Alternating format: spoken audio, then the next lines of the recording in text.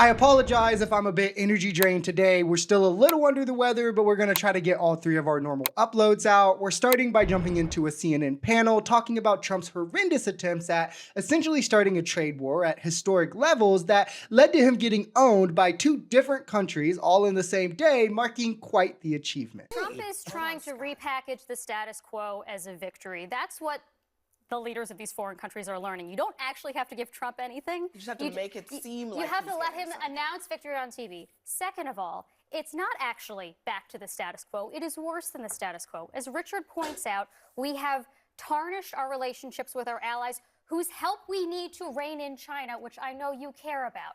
Beyond that, think about the additional uncertainty that's being added to the business environment right now. If you are a company and you don't know if tariffs are coming or they're not coming, you don't know if your input costs are going to go up or they're not going to go up, That's true. why would you invest? Why would you invest in oil pipelines, for example, to Canada? I know you really care about the Keystone Pipeline, for example. I mean, the one that Biden killed. Yeah, that You know that would be the oil coming from Canada,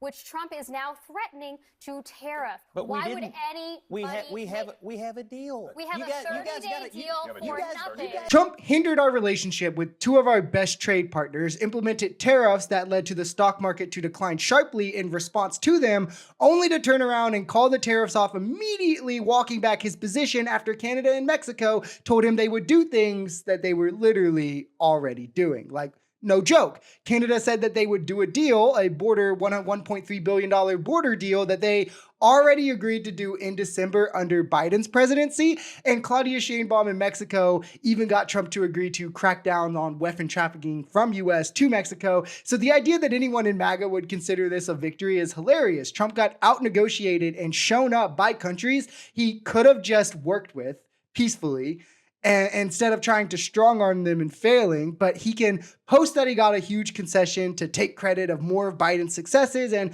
MAGA will believe him. So I guess in some ways that is a win. I mean, art of the deal, am I right? Change No, the subject I'm not. to Colombia. I'm wrapping it all together. It's all part of the same thing. Let's go back to what Trump got for threatening a 25% tariff on Mexico and Canada. What did he get? On Mexico, he got a permanent set of troops, not temporary, just during surges. He got permanent troops. And on Canada, let me tell you what he got. Let me tell you what he got. You cannot just, hold up, you can't just like insert your own qualifications into this. Where does it say that it's permanent? The White House told me tonight that the commitment they have from Mexico is that they will put permanent Do you know how many troops Mexico had on the it goes up border and down. last It goes year? up and down. 15,000. It goes up and down. It's temporary. 15,000. So now they're getting Okay, let me ask you, is 10,000 more or less permanent better than temporary? 15,000? You know what's more? You know what's more? Yeah, to be all the way clear here, nowhere in this agreement have either side stated that this is permanent. This is imaginary and made up by Scott Jennings to make this disaster look like some sort of a win, because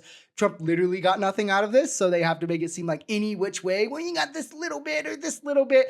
Biden got the same deal in 2021, even getting additional troops from other countries as well, all without having to threaten a historic trade war and harm relations between us and Mexico. As Catherine said, last year, the numbers of Mexican troops on the border were 15,000, and in 2022, they hovered around similar numbers there as well, with Biden also getting Mexico to invest over $1 billion to stop fentanyl coming through the border from their citizens.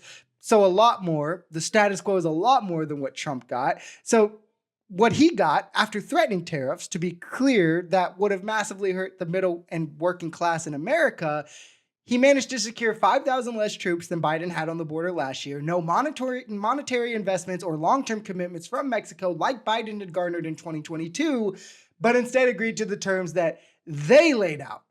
What a negotiator. Behavior modification. He's trying to modify the behavior of our neighbors, and he's already having some success with these strategies. If you look at what he did with Colombia, if you look at what the news was over Nothing happened with Colombia He took either. the people. Mexico, If you look, Canada. They were taking deportation flights. I love this show. No. This is my favorite show. It's Because called you're lying. Let's All Scream at No, Scott. it's called informing our audience.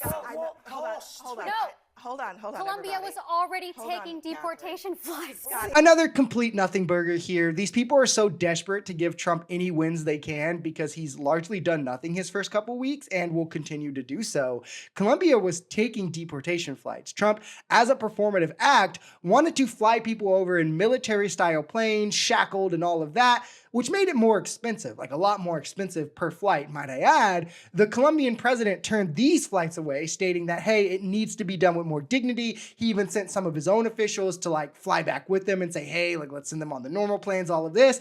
Instead, Trump imposed these tariffs, and then Colombia returned with tariffs as well. Was going to seem like another trade war. This would affect like coffee imports, things like this. Colombia then agreed, well, okay, whatever. We'll take the military flights. Why not? So essentially, Trump hindered our relationship with another ally, threatened yet another historic trade war, and what did he get out of that? Was it worth it? Well, Colombia now allows more expensive flights that Trump can get better TV press from rather than the standard flights that Colombia had long been allowing. It hurts our position with Colombia in terms of our relationship, and then it also hurts our position abroad as countries see how willing we are to treat our allies. Why would any of them want to work with us?